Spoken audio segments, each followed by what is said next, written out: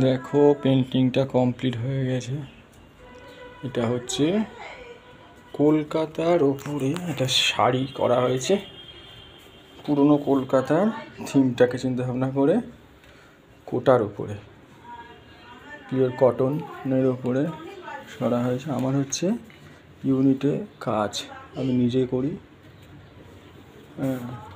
এই ইউনিটটা আমি নিজে কাজ করি। সমস্ত রকম কটন, হ্যান্ডলুম, খাদি, সিল্ক সমস্ত কিছুর ওপর পেন্টিংয়ের কাজ করে থাকি।